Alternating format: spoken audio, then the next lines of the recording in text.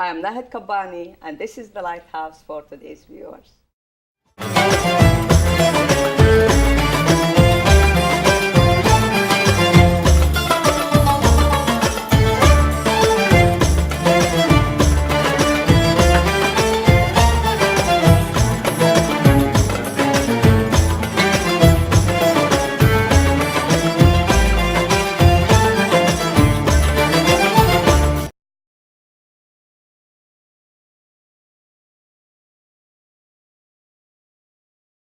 Welcome to our show. Today I have my special guest, which I like her way to bring the best of the story, special story for you, my viewers. And she was with us for so many times, different occasions. Alison Weir, the American journalist.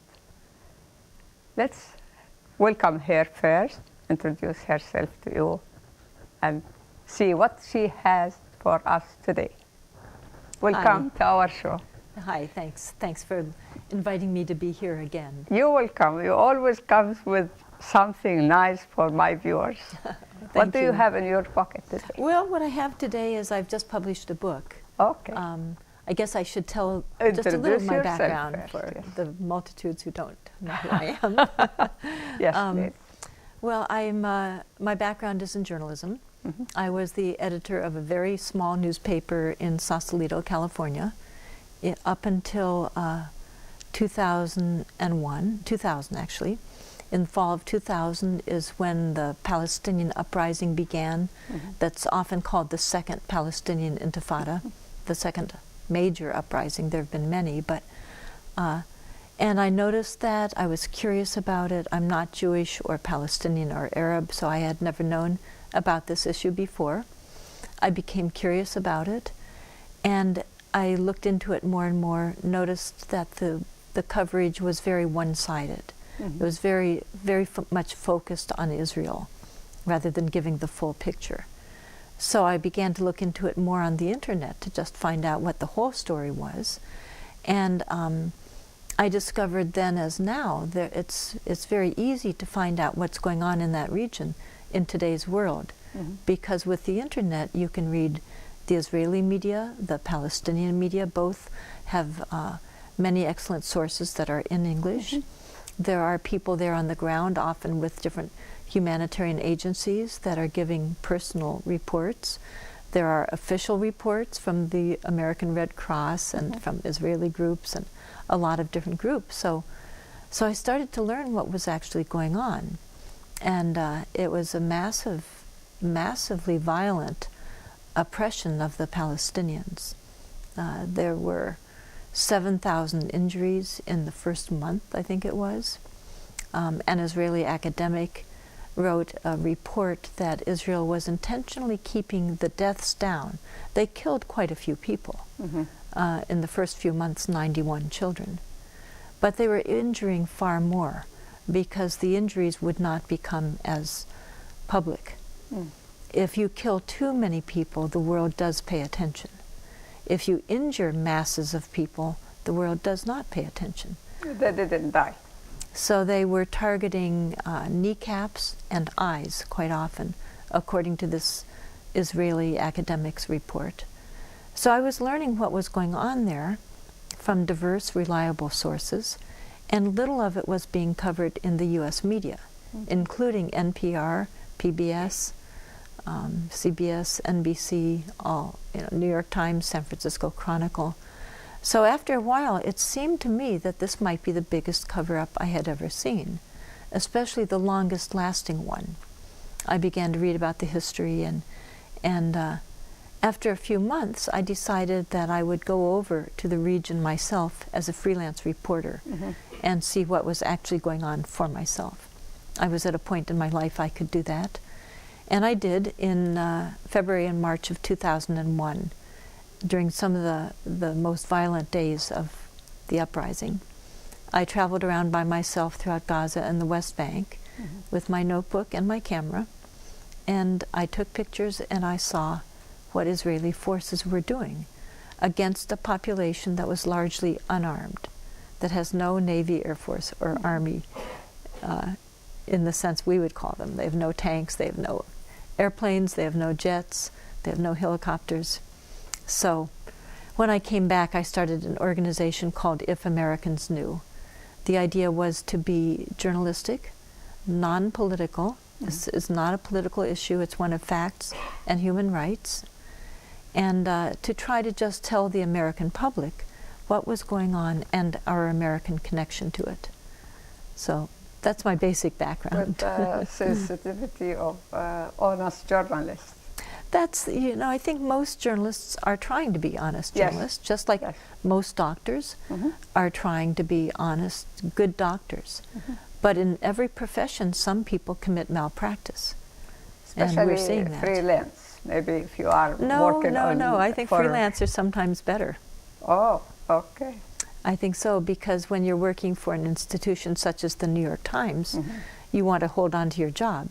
Yes. And when it becomes clear that certain reports are not going to get you promoted, there's no incentive to continue with them. But did you get any award through those news, you breaking news? I don't think this news, they like it to be shown. If they want it, they will see it, they will find it earlier. Yes, that's right. So it's the newspapers on many issues probably are doing a good job. Yes. Just as television news probably on many issues is doing a good job. Certainly many of the individuals involved are highly intelligent and skilled, and I think a great many have principles. But they're in an institution that is to make money, and the owners are sometimes very ideological in one direction or another, in this case in a pro-Israel direction in a number of cases, or the advertisers are. So there are a number of factors at play. You know, that's a complicated question. And I think I've talked about it sometimes on other shows. But what I'm sort of, I think what you wanted me to focus on today is that during this time, since 2000 and especially since 2001, I've been studying this issue and reading about it. I'm also the president of an organization called the Council for the National Interest that was founded in Washington, D.C. about 20 years ago. And all these years I've been trying to learn more about it. That's my job. I especially was curious about the U.S. connection, because after reading a number of books about the region, about Israel-Palestine, it's not very difficult to understand what went on. Some parts are, you know, murkier than others, but this is not ancient history. So most of that's very clear. What's less clear is why in the world would the U.S. support Israel now and in the past? Israel has no natural resources to speak of. It has no oil. A lot of people say, oh, we're fighting this for oil. Israel does not have oil. It's a very tiny place. So why would we support it when our strategic interests really lay with the Arab nations who do have oil and Muslim consumers? There are something like 1.2 billion Muslims in the world. It's, you know, these important markets for businesses that want to sell American products. So it made very little sense to me that the U.S. would be supporting Israel. And when I studied it, it turned out that our experts, our governmental experts, for many decades had been saying that. They had been telling the Congress and the President that it would be very harmful to Americans to support a movement to create a Jewish state, that was counter to U.S. interests, that it would hurt our prestige and our standing in the Middle East and elsewhere, that it was against our principles espoused in among our citizens of justice and equality and fairness. So there was really no reason to support Zionism, and this was said in many, many documents in the State Department and the Pentagon and intelligence agencies. There's memo after memo about it. So anyway, I discovered that and read more and more about the earliest days, and I ended up writing a book called, at the beginning I was calling it The History of U.S.-Israel Relations, sort of a boring title. And now I've named it Against Our Better Judgment, the hidden history of how the U.S. was used to create Israel. And it goes through, it's a 100-year-old history, a century long.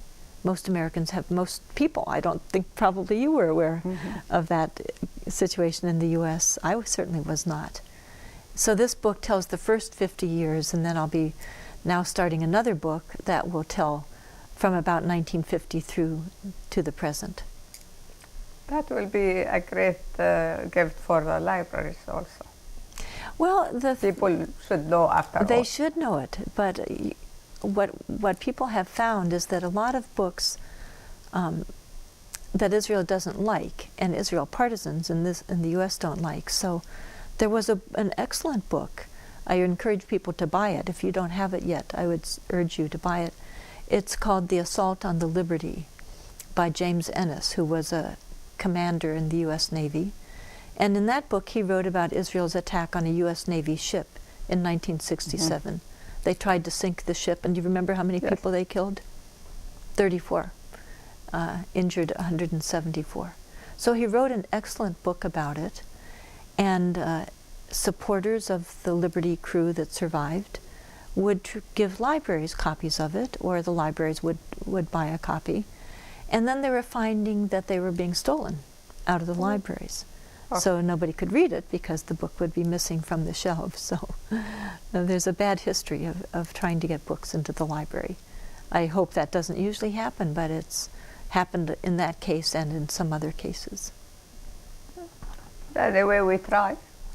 We try and we'll succeed. We will succeed. Better tomorrow for understanding, because we are, as America, we are the freedom fighters. We are the human rights fighters. So if there is injustice situation, we should fight to make it justice. I think most Americans do want us to be on the side of the good and on the side of justice, and we call it the American way. I think most Americans do want that, and that's not the side we're on in this case. I think most Americans also want to be safe. Yes. They want their children to be safe, and the actions our government is taking are making us unsafe. They're making our children unsafe. We push the wrong button. People now we are almost having the memorial of 66 years for people who are in the camps, who were in the camps for 66 years, waiting for resolution. Well, for your viewers, let's explain what that means.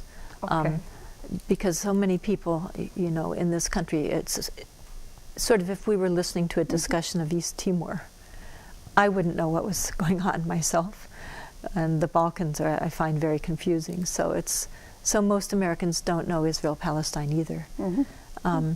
But what you were referring to is so important, because when Israel was created in 1948 through a war of conquest, they expelled forcibly, through numerous massacres, probably about 750,000 people, men, women, and children. A large proportion of the entire population, probably about 3/4 were displaced, and of the entire population. The story of 1948. That's right. Let's keep it for next part. But when you were referring to the refugees, yeah. What it means is those are refugees that were dispossessed in 1948, and then more were dispossessed in 1967. So those people are very much a part of this issue. Yeah. And it's good that you brought them up, because they're pushed aside. The hardest situation, we will talk about it after the break. Those Palestinians, where are they now? Wherever they are hopeless and stateless. Let's have a break and we'll talk about it. Okay? We'll stop for a break and we'll see you in a little bit. You're watching The Lighthouse for today's viewers, brought to you by oneworldforyou.org.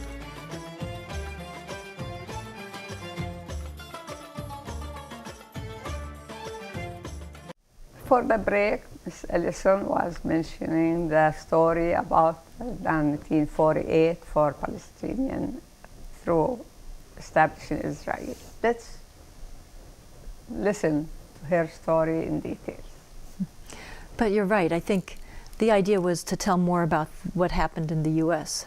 So what I discovered happened, and what I write in this book, and the book is half endnotes.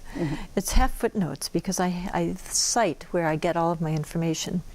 And I put a lot more of the information in the endnotes, because my goal was to make a very easily, very quickly read book. I think really, you know, it's really very short to read it and learn what was going on. And I thought that most people these days don't have time to really read a very extremely long, detailed book. So mine has a lot of details, but you can read it quickly. But what I discovered is that really there was a movement in the United States called Zionism. Again, most people haven't really even heard of the term Zionism. We've heard of communism or socialism or fascism, different types of ideologies. We know their ideologies. We probably have a basic idea of what each of those terms means. But Zionism is also an ideology, and most people don't know that. It was an ideology to create a Jewish state somewhere in the world. Very quickly they focused on Palestine, but the founder of this political ideology really was willing to go somewhere else. At one point they were talking about creating a Jewish state in Kenya, Uganda, Argentina at one point. So there were other places. It was not religiously motivated.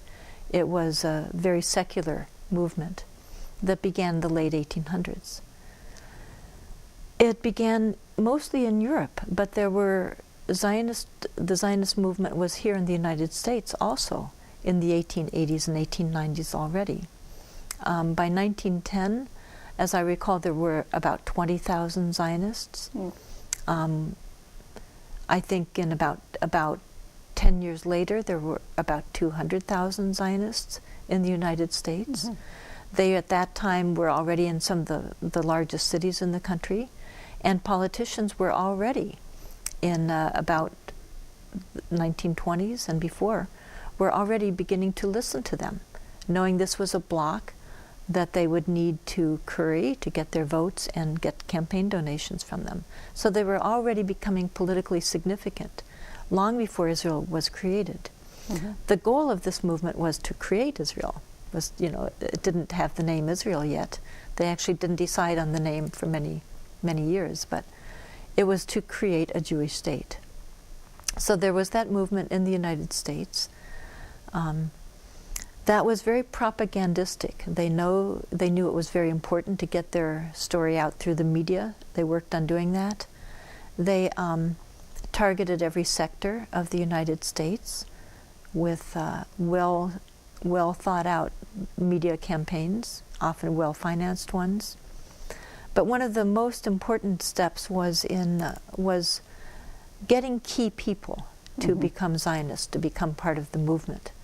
Because for many years, Jewish Americans were not in favor of Zionism. The typical reaction was, we are Americans.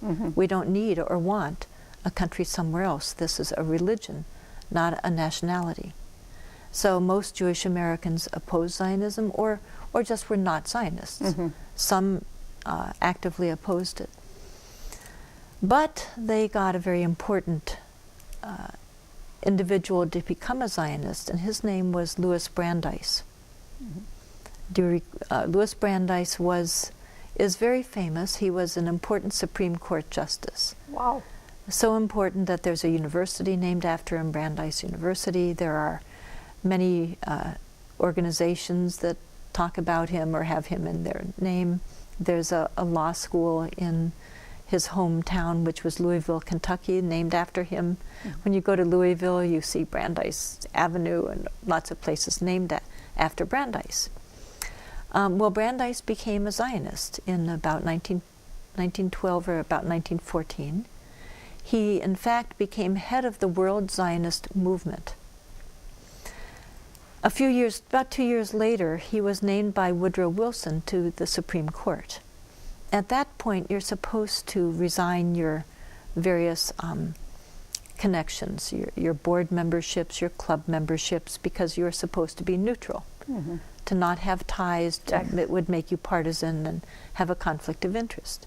So because of that ethical requirement, he had to be pushed to follow it, but because of that ethical requirement, he resigned his leadership of World Zionism, officially. However, he stayed in charge. So he would, in his Supreme Court chambers, his lieutenants, Zionist lieutenants, would come to his Supreme Court chambers, and they would tell him what was going on, and he would give them the orders that they would carry out. This is appalling behavior. He kept it hidden because it was unethical. It would have been scandalous if people had known it, but they didn't know it because he kept it secret. I was shocked to discover that. It's documented in a number of books, but most people sadly don't read books these days. And if you do read books, it's often only certain categories. And so even people that know about Brandeis and know about the Supreme Court probably don't know that about him. Some do. But there's even more to it than that. This is only, what I'm about to tell you now is only in 3 or 4 books that I've found. And really, there's only much of it in about 2 books. But they're well-regarded authors and books. So what's even more hidden about Brandeis, the illustrious Brandeis, is that he was a member and a leader of a secret Zionist society that was created specifically to secretively, covertly push Zionism throughout the United States. It had been founded by an ally of his named Horace Callan, who was a professor. Originally, he was a lecturer at Princeton University. Then he moved to the University of Wisconsin, I think it was. And Callan came up with this idea of creating a secret membership organization that would push Zionism. The name of it was Parashim, which is the Hebrew for Pharisee and separate. The first place that I think ever divulged that was an article by a woman named Sarah Schmidt, an Israeli professor, who wrote about it in a scholarly journal and gives the details about it, that Brandeis was a member of it, a number of other people were members. They specifically went out to recruit young people to join it, especially Harvard. Brandeis was connected to Harvard. One of his close associates, Felix Frankfurter, also was. And they would recruit young Jewish Harvard students to become members of this and go around and push Zionism throughout the United States. Wow. The freedom in America helps always, help any group like to address an issue. If the people not aware of that, it will go easy, simply. Slowly, but it will build up fast. Yes. So, with this kind of maneuvering, the American public, of course, had no idea that this was going on. Jewish Americans, for the most part, had no idea this was going on. But Zionists, of course, were aware of it and kept it secret. No one blew the whistle. Now, not everybody that was invited to join necessarily joined, but no one seems to have exposed it. And so again, this is in my book. People can look at it in more detail. There was even this secret membership society, even had secret induction rituals, where someone who was being brought. It really sounds like something you would have done in junior high school, but this was a serious, real organization. And when somebody was going to join it, they would have to swear an oath. And Sarah Schmidt, Dr. Schmidt, describes what the oath quotes it directly, what the oath was. And again, I quote what she has in the book here. But basically, they promised that for their whole life, they would be a member of this secret brotherhood, that women were part of it too, that they would consider it more important than anything else, more important than family and than country. Is it like Masonic? Pardon? Masonic? I don't know anything about I know there are conspiratorial talks I heard about the connection between each other, no matter how far. I don't want to bring in anything that's uncorroborated. This is corroborated.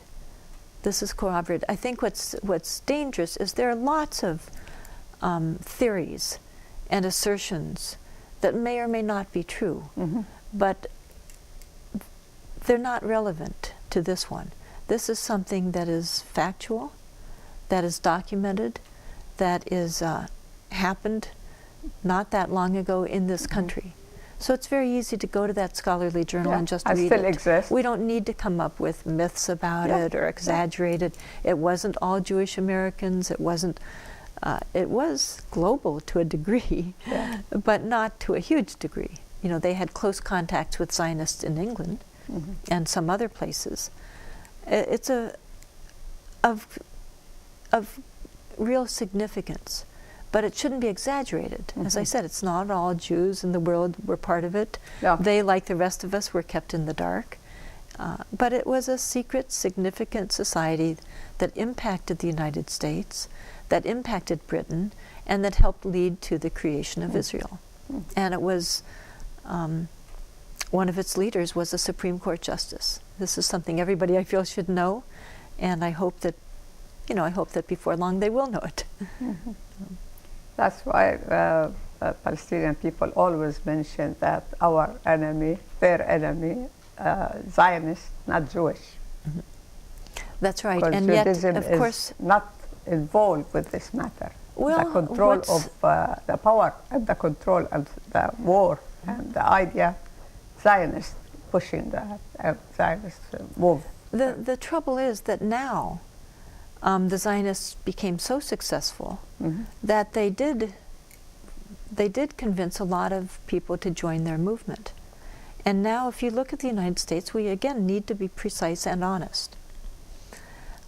As far as I have been able to find, every single mainstream major national Jewish organization in this country is Zionist. Wow. Look at their websites. That's all I've done. You go to the website, and they will almost always have a tab, or somewhere on there they say, here's how we work for Israel. So you've got the Anti-Defamation League, the ADL, which supposedly, to prevent defamation of Jews, a lot of its efforts are on behalf of Israel. It talks about Israel a lot. It misrepresents anybody who discusses Israel in a way they don't like. There's the Jewish federations that are around the country, including here in Sacramento. There are the Jewish Community Relations Councils, JCRC. Yeah, it's an important these are the ones that always block, try to block the talks. Maybe we'll talk about it after the break. There are the Hillels on campus. Yeah, we'll talk about it after the break, because this is another avenue to know about it. Yeah, that's right. Let's have a break. We'll be back soon. oneworldforyou.org, promoting cultural understanding through the media.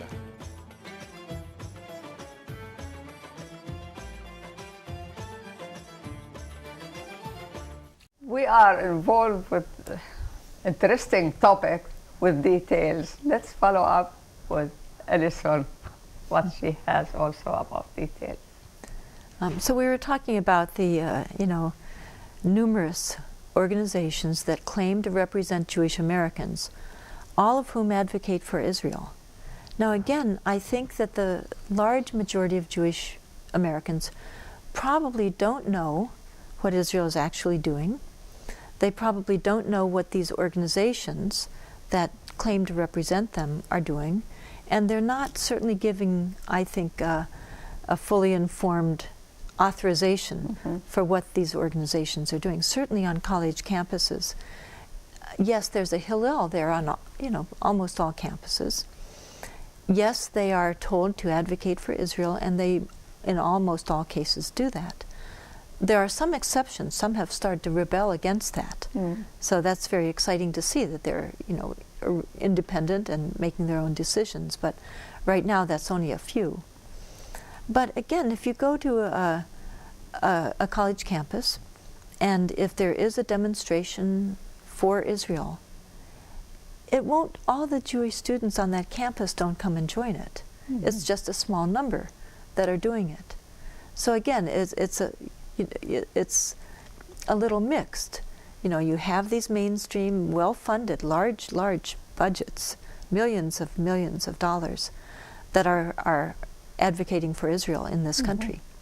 But then you have the individual of this country, of Jewish faith or Jewish ethnicity, and they don't necessarily endorse that or know about it or are in favor of it. Now, many are. Many have been misled. Some are worse than that, or intentionally misleading other people. But again, I don't think that's the majority. So it's, you know, it's important to understand. Like people like to be in power. No it's important to understand the extent of this, and to not exaggerate the extent of it. We shouldn't minimize it or exaggerate it. And just try to figure it out. Yes. So this is something you discover something important, and I believe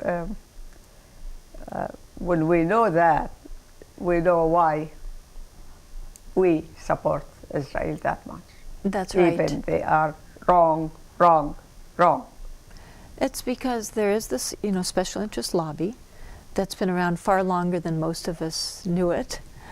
Even today, most people don't really know there's an Israel lobby.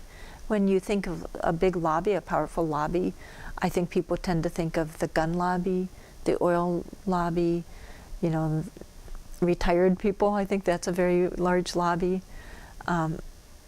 Most people, I don't think, would even know the word AIPAC, the acronym. It stands for the American Israel Public Affairs Committee. It's certainly the most powerful lobby on behalf of a foreign country in the United States. And Fortune magazine says it's in the top 4 most powerful lobbying entities. In fact, I think sometimes it's in the top 2. And yet, if you do a Google search, I did this a number of years ago, AIPAC doesn't come up that much compared to something like the NRA, that everybody knows is a very significant lobby, or maybe, you know, the pharmaceutical lobby. So again, a lot of the power comes from being able to do things without people knowing you're doing it. The secret of it, yeah. Especially for a lobby. Lobbies, as one of actually a member of the Israel lobby even said at one point, lobbies thrive in the dark. So when nobody knows they're doing it, and they intentionally do keep it as hidden as they can. Well, on the one hand, they brag to their donors about what they accomplish, so a lot of it is there available to learn on the public record. But to the general public, they like it to remain a little more low-key. So there are numerous political action committees. Those are called PACs. They can give money to candidates. There's a limit you can give, you know, each PAC can give. So what the Israel lobby has done is created dozens of PACs and given them deceptive names. So while there might be a PAC for farmers or for teachers or for real estate agents, they usually say, you know, Real Estate Political Action Committee or something like that, that's very public, that's what they're working on behalf of. In this case, the PACs for Israel, in only about 2 cases out of dozens, even mention Israel. They will call it something like Northern Californians for Good Government. But it's actually giving on behalf of Israel, and sometimes they don't even give to a single California candidate. AIPAC basically studies which races are in question in terms of candidates that might vote against money to Israel, so they funnel money into those particular races. They are smart. Absolutely. They're smart, they're focused, and they work, you know, as a group. Not always, there are, you know, different groups within it. They work quietly, which is but important. But many of the people on the side of, what I feel is the side of justice, sadly don't always think strategically, and don't think, I think that's what's happened, is a lot of people in this country, especially Palestinian American, or Muslim American, or this has gone on so long that I don't think they realize we can change this, that we can win it. So many people don't try to do that. They sort of make gestures, so at least they're doing something, but it doesn't occur to a lot of very intelligent people that we can do more than that. this How we is, can do that? you know, a policy that can be changed. How we can change policy? Well, What is the person, individual can do that's right. Well, one thing if is they know this is not right? that's right. The first thing that we can do, of course, is tell other people what you're doing. You know, here I think what you're doing is very admirable. You know, you've come on and you have a public access television show and you go to all the work. This is a volunteer work for you. The crew here are all volunteers just coming here, you know, without being paid. Our viewers to about educate things. people on lots of issues. So in this case, that's one of the main things, is to get the information out to more members of the public. When more members of the public know this, for example, we're here in Sacramento. Mm-hmm. If the people in this congressional district start to actually learn what's going on in Palestine, how damaging this is to the United States, it hurts our economy. We're bleeding money over this. It's costing us, because of these wars that we've gotten into, trillions of dollars. It's certainly, you know, young Americans are dying in Iraq, coming back maimed, massacred, you know, brain damaged in some cases, missing limbs, all for a war we should not have been in the first place, that was pushed by Israel partisans. So once people here in Sacramento learn that, they will do what I do, which is go to our elected representative and say, I want you to vote against AIPAC-initiated legislation. I want you to vote against sending my tax money over to Israel. Israel gets $8.5 million per day of our tax money, while my grandchildren are going to schools with fairly large classrooms, not without some of the programs I had when I was a child. When I was a child, we had music, we had art, we had PE in elementary school. My grandchildren are not getting those to the same degree that I did. Why are we sending our money away to another country to use in ways that none of us would approve of? So when enough people do that, all you do is tell your elected representative that. Elected representatives from both parties share one goal, to get reelected. Once their voters start making it clear, they will vote for the candidate that stops sending our money to Israel. In most cases, the candidates will stop doing it. In many cases, they already know it's wrong to do, but they have no power. They don't want to be targeted by the Israel lobby. So in some cases, perhaps Barbara Boxer is probably an example. They may be ideologically and emotionally very close to Israel, and they will do that anyway, in which case they would eventually get voted out of office and somebody different would get voted in. That's how it works. That's how we've changed previous policies. This is a very changeable country. The will of the people can at times drive policies when people really do become active and start to assert their will. So it's happened before. Some policies that were bad policies have improved, were changed. Some changes have not always been good. But we can and do change things in this country, and this is, I think, now time to do it on this issue. Way. Yeah. Foreigners or refugees still didn't adopt the system in America. They don't feel the power of the vote, because in their countries, the human being himself or herself, they are like nobody. There is no voting power. Yes. Over here, the vote is important from the top, from the president to the small officers. That's right. So until we adopt that idea through educate people, where is your right, what's your mission in life, in general life, what do you want to have for tomorrow for your kids? Through being in America, you came to the land of freedom and opportunities to live better life. But we are not exist yet.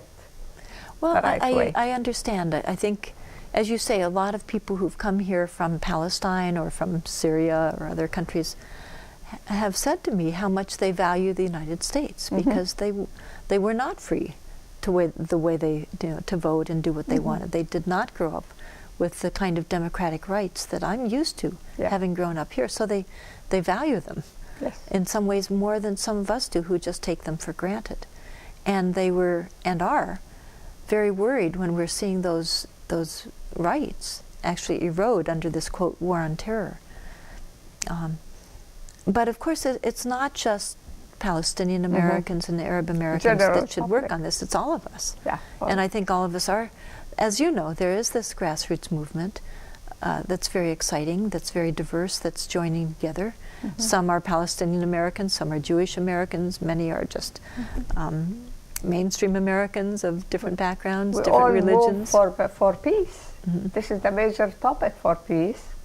So, you know, if there is no other problem in that area, people live quietly, happily together, peace will exist. So we'll be really happy. Yes, there was a history. As you're referring to, there was a long history of living together in that region, Christians, Muslims, and that's Jews, Palestine. For throughout the Middle East and throughout that's North Palestine. Africa. Palestine was for all, never named for somebody specifically. Even occupied had rule, has rule in general. This is not kind of occupation, and above and beyond any rule. They break all rules because no occupied will break the human rights, for example. Why we have United Nations, why we have other places. As you're saying that when you're an occupying power, there are legal norms that you have to operate within. When the U.S. occupied Japan, we couldn't just steal Japanese land and move Americans on there. We didn't do that. When we occupied Germany after the war, again, there are rules. When you're the occupying power, you're responsible for the civilians under your care. Absolutely. It's actually quite a responsibility. And yet here we have Israel as an occupying power for, what is it now, 45 years. And violating human rights. 66 years. Well, if you're talking about the whole of Palestine, that's right. But in terms of the rules of occupation, they apply to the West Bank and Gaza. But certainly within the Palestine that's now called Israel, the Palestinians' rights there are violated as well. It's a long story, like the years, what wrap with it. Let's have continued discussion after the break. Thank you. You have been patient, my viewers. We'll be back soon.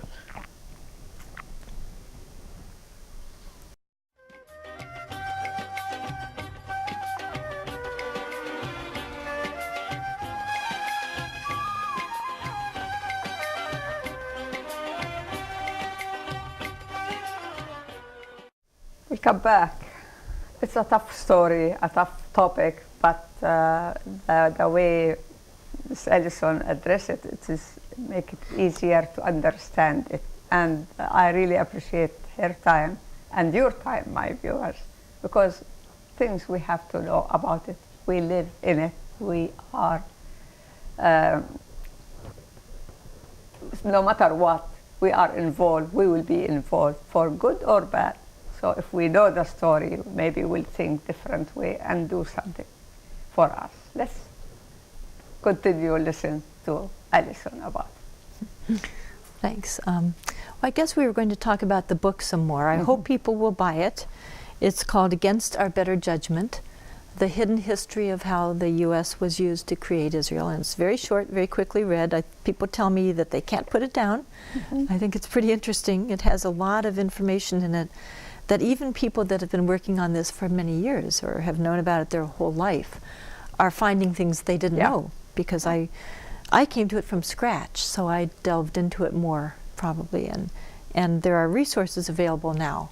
Because of the internet, I could order these books from all over the country that are out of print, and otherwise there'd be no way you could do it. Yes, so I guess one of the other, and you can get it on Amazon, by the way. It's we purposely set the price pretty low, actually as low as you can set it, as low as they allow you to set it. But one of the most interesting parts of it was that there was a woman who did try to tell Americans about this. She was an excellent, very famous journalist named Dorothy Thompson. She was called, Britannica has called her one of the most important journalists of the 20th century. I think somewhere else the Britannica called her the most important female journalist of the 20th century. And yet most people have never even heard about her. She began, she was very, very famous. She had a newspaper column that was in newspapers all across the country. She had a radio program listened to millions of Americans around the country. She was married to a celebrity journalist novelist named Sinclair Lewis.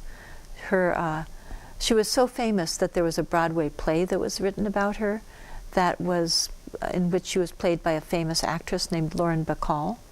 From that play there was a Hollywood movie made about her loosely, in which she was played by Katharine Hepburn, another very famous movie star. And yet we haven't heard of her. She's, so unknown today. She was a wonderful journalist. She had been a foreign journalist in Europe and in Germany in the 30s. She was one of the first people to raise the alarm about the Nazis and about Hitler. In fact, she was the first foreign journalist to be expelled from Germany by Hitler. And so she was an excellent reporter. But then what happened is, and she was in favor of Zionism because she was very sympathetic to what was happening to Jews in Europe. Then after the war, she went to Israel to see this wonderful new country that was being created, she thought.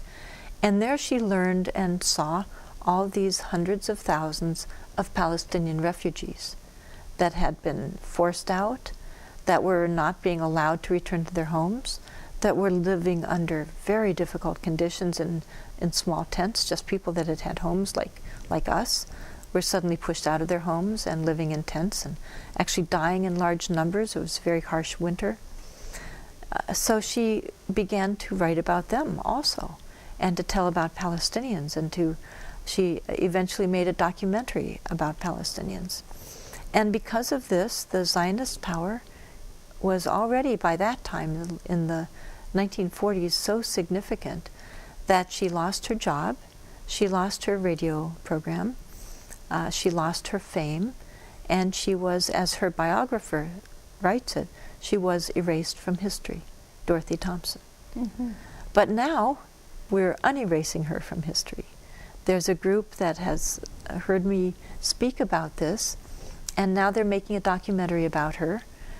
The title is thesilencing.org. If you go to the website thesilencing.org, you can see some of the video that they're creating about her, and some pictures of her, and some more information from interviews with the biographer who wrote about her.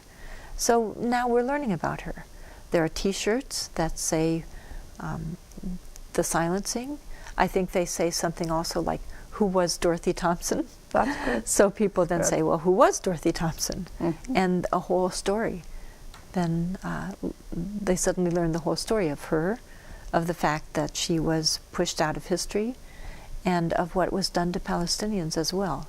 So there are a lot of hopeful signs, because now a lot of people are learning what went on, and are learning what's going on now, and are joining together to do something about it in lots of different ways. Everybody has a different important role to play in that. In our time, there is Helen Thomas. That's right, another journalist, In Helen our Thomas, time, who on within TV, the last few years. we saw her. Everybody saw her. That's right. She was How many years was in the service? senior White House correspondent for president after president for so many years. One word, one thing belonged to that story. She's out of history. That's right. As soon as she said the wrong thing, she got pushed out. The ADL, many of us call the ADL the Defamation League, went around defaming Helen Thomas. She was about 90 years old. Yeah. They went after every scholarship named She for worked her, almost 50 journalistic years. scholarship. And, it was just a ruthless attack on her that I think maybe backfired, because it made many of us extremely angry to see what was done. It's a weakness. Pardon? A weakness. When we saw that, we learned something unusual happened. Why? Yes. So people dig why, they find out. When people, that's exactly right. The key thing, once people start asking the questions, then that's a Because success. unusual and unbelievable to honor this woman instead of honoring this woman at in the Hill Road, to kick her out like that. She was a groundbreaker. She was, you know, the National Press Club used to be closed to women, as lots of things like that were.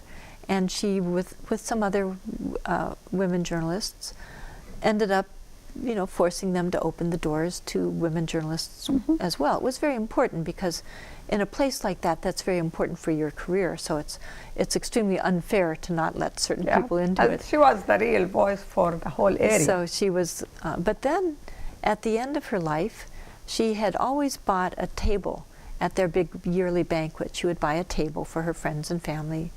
And so near the end of her life, I think was maybe the anniversary of the time when women were allowed to come into the press club. There was something significant like that.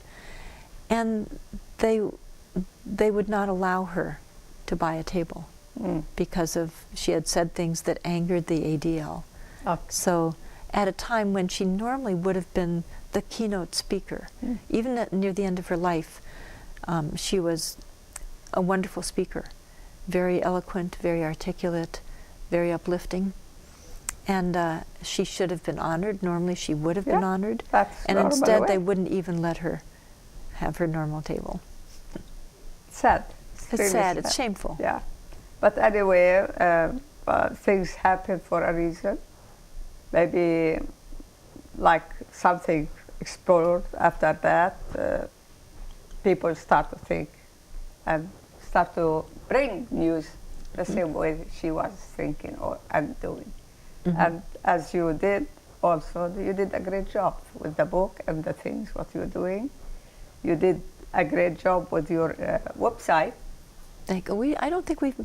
I don't know if either of us thought to mention, or maybe I mentioned it once. Please, it was because it is the key for everything. That's right. We try to put a lot of as much information as we have the time to put up. It's called ifamericans.org, and there's also another one for the other organization that's very good, called councilforthenationalinterest.org. Okay.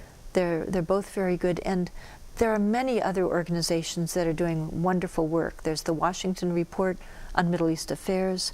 There's a group run by Grant Smith called the Institute for Research Middle Eastern Policies. Those are extremely important organizations that are also out there. Their websites also have a wealth of information for people to look into. Yeah, we'll have it on the screen for our viewers. And one small thing, question will not take the whole time for it, for the end of the show. Is there any connection between the story of Israel-Palestinian and the Middle East now? The larger Middle East. Yes, that's a good point. I'll just answer it quickly. I imagine that we're probably near the end of the time. It needn't show by itself, but just that's right. But in a way that sometimes you don't need the details once you understand what's going on. Yeah. And what you basically understand when you study Israel-Palestine is that when the Zionist movement succeeded in creating a Jewish state on land that was originally populated by a multicultural population, in which the Jewish population originally was only 5%. And by the time Israel was created, even after decades of immigration and buying up the land, it was still only 30%. So by creating Israel in the middle of this land, they then had to maintain military dominance of the whole region, hegemony of the whole region. Of all of the neighbors, all had to be kept from becoming too powerful, because everybody around there saw, wait, you just ethnically cleansed the land. Throughout the region there are Palestinian refugees. So the way to maintain military dominance is two ways. One is you get massive weaponry, which they've gotten from the American taxpayer. So you get massive weaponry, have what Israel is probably the 4th or 5th most powerful military on the planet, certainly in the top 10. And you also keep everybody else from becoming sufficiently powerful to ever challenge you. So there's a whole divide and conquer that's gone on for decades. In Lebanon, in Egypt, Syria was targeted. Now we have a horrible situation in Syria, with Israel having very clear connections to what's going on there. With Egypt, there are very clear Israeli connections and American connections to it.